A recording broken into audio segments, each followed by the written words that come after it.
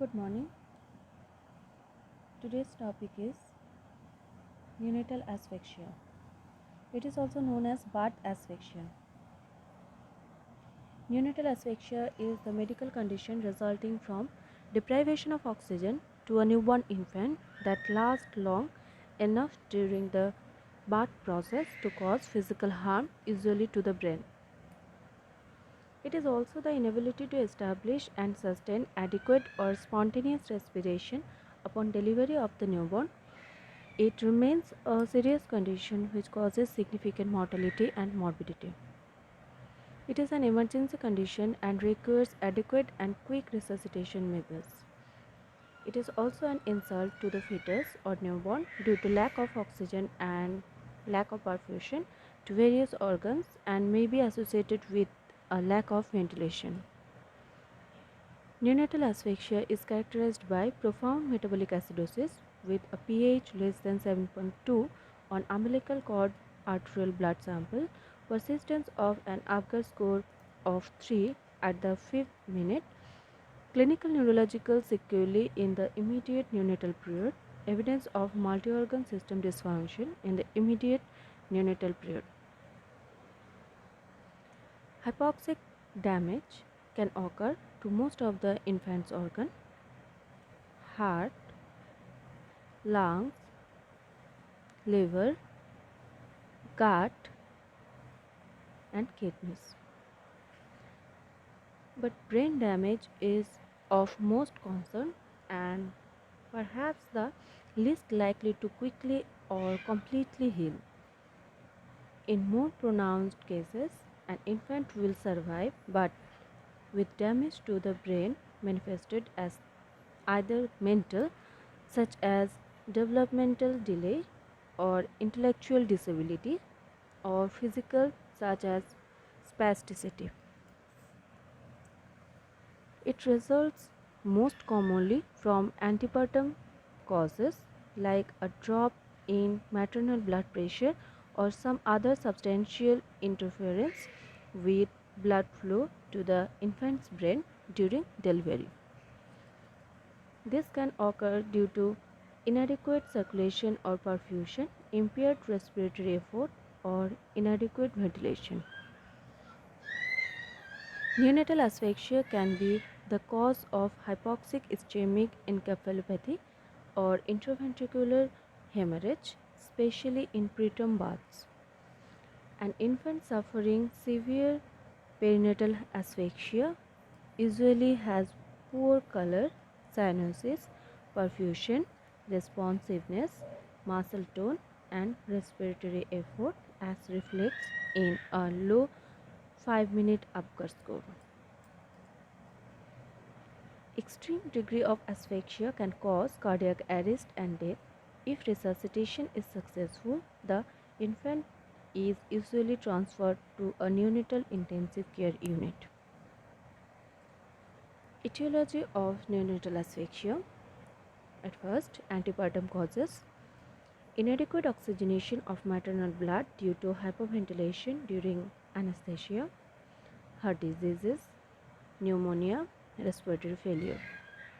Low maternal blood pressure due to hypotension, example compression of vena cava and aorta, excess anesthesia, premature separation of placenta and placental insufficiency. This type is also divided by maternal and placental and neonatal. In maternal side, there is inadequate oxygenation of maternal blood, low maternal blood pressure due to hypotension, and in the placental types, there is premature separation of placenta and placental insufficiency. And interpartum causes inadequate relaxation of uterus due to excess oxytocin, prolonged delivery, knotting of umbilical cord around the neck of the infant. In the neonatal side, there is your baby's airways blocked, your baby has anemia, which means their blood cells don't carry enough oxygen. Risk factors of neonatal asphyxia: elderly or young mothers, prolonged rupture of membrane, meconium sustained fluid, multiple births, lack of antenatal care, low birth weight infants. Malpresentation: augmentation of labor with oxytocin, antepartum hemorrhage, severe eclampsia and preeclampsia, antepartum and interpartum anemia. Pathophysiology of neonatal asphyxia: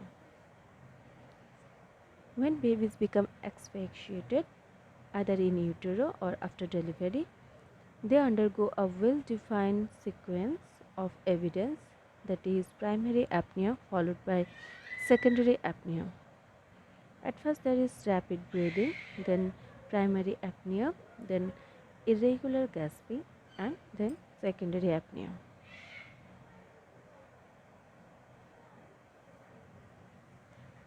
Sequence of evidence: at first, we can see there is normal respiration, then rapid breathing, then primary apnea, then irregular breathing, and then secondary apnea. In primary apnea and in secondary apnea, there is, if we can give resuscitation to the baby, in that condition, normal respiration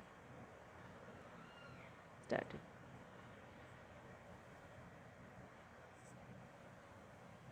In primary apnea, when an infant is deprived of oxygen,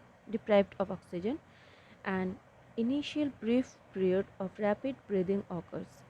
If the asphyxia continues, the respiratory movement ceases, the heart rate begins to fall, muscle tone gradually diminishes, and the infant enters a period of apnea known as primary apnea.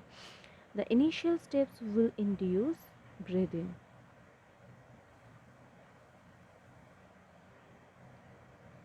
If the asphyxia continues, the infant develops deep gasping respiration, the heart rate continues to decrease, the blood pressure begins to fall, and the infant becomes nearly flaccid. The respiration becomes weak and weaker until the infant takes a last gasp and enters a period of apnea called secondary apnea. During secondary apnea, the infant does not respond to initial steps.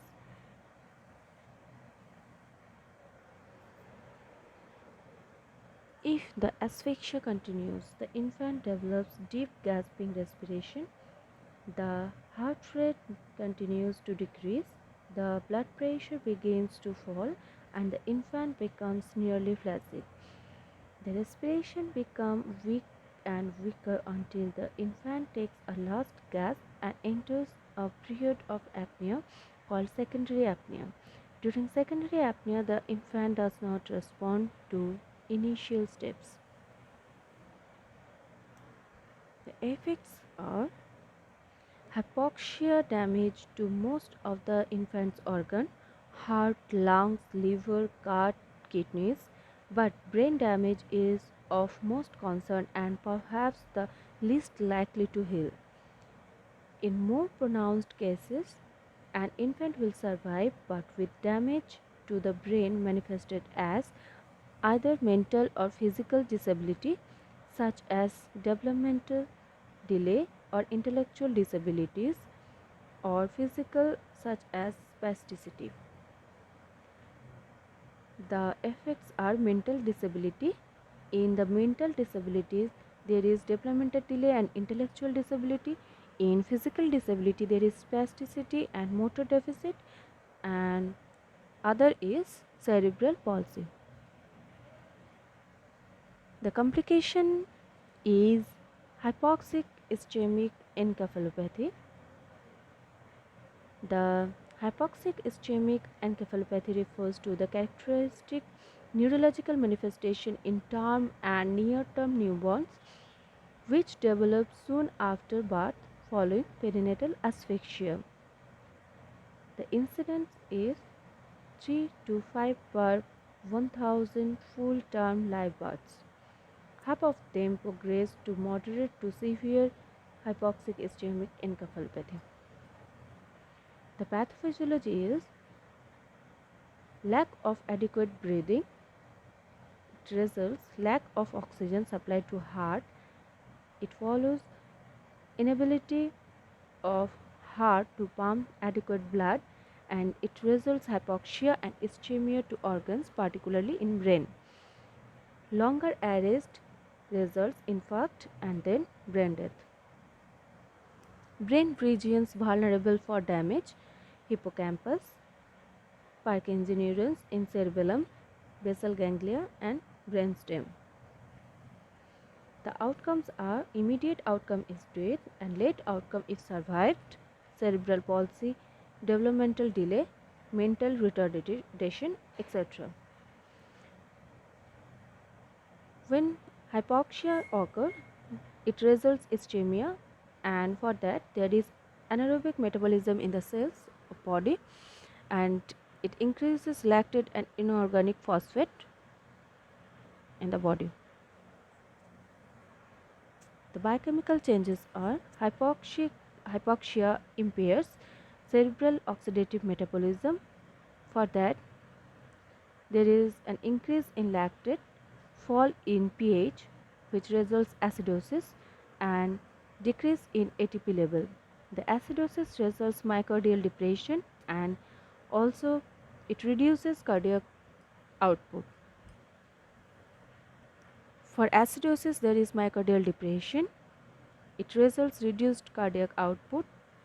It results hypertension, and as there is hypertension, there is reduced blood flow in brain, which also occurs hypoxia and ischemia, and for that there is metabolic acidosis.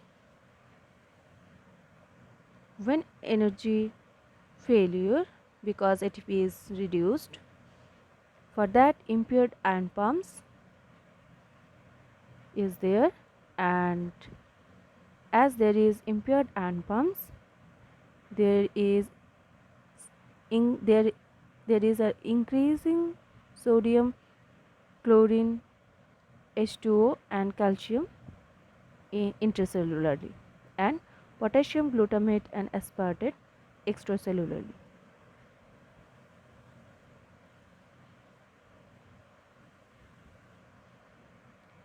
Reperfusion of ischemic tissue: for that there is generation of oxygen free radicals, and for that there is neuronal damage in the body. The target organ, brain, and hypoxic ischemic encephalopathy pathophysiology. There is a gist, that is, for hypoxia there is alteration in glucose and energy metabolism. It results loss of autoregulation and a decreased cardiac function, and it results ischemia. Severe hypoxia and ischemia, there is failure of oxidative phosphorylation and ATP production. It results accumulation of sodium, chlorine and calcium intracellularly, and potassium and excitatory neurotransmitters extracellularly. For that there is neuronal death.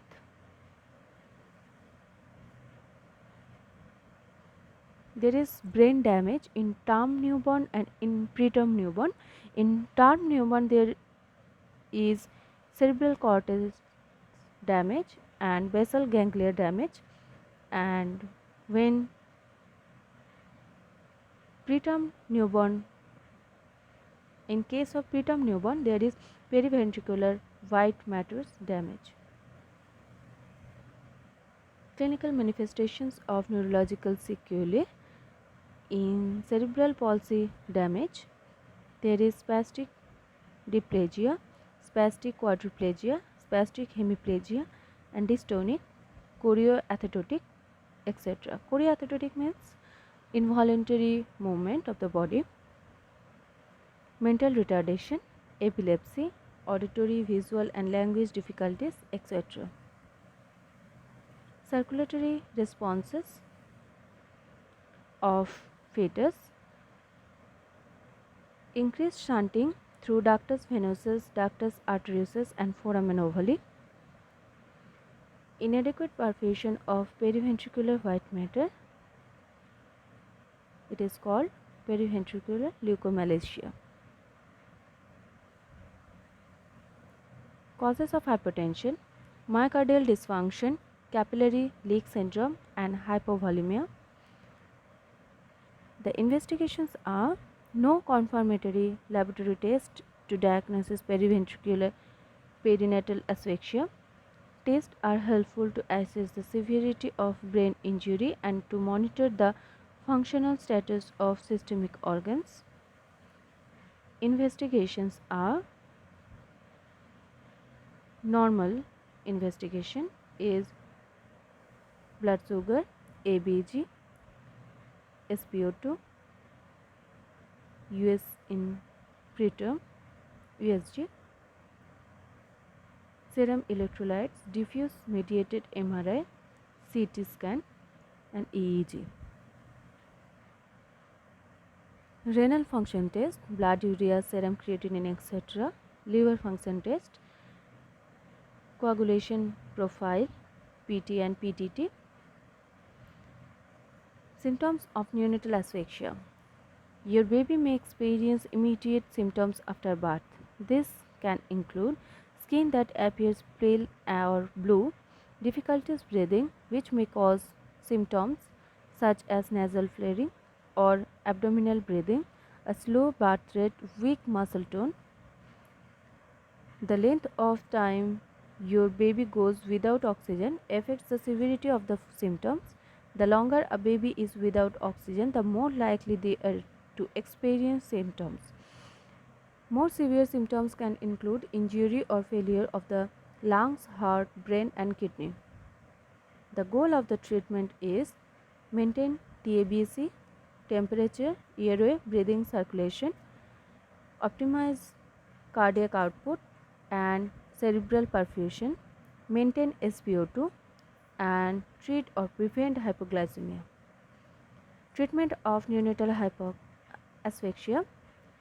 A means establish open airway, suctioning if necessary, endotracheal intubation.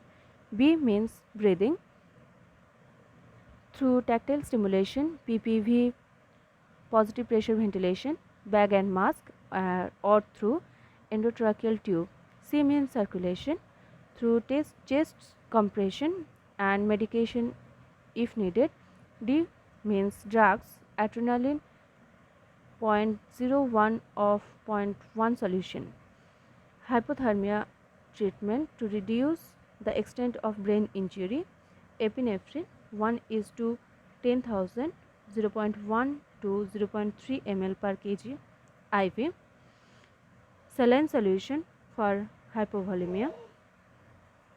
Prognosis is, it depends on associated factors, maturity of the baby, duration and intensity of hypoxia, and acidosis, including initiation of resuscitative measures in the delivery room. Subsequent competent care and available facilities also influence the outcome following birth asphyxia. Thank you.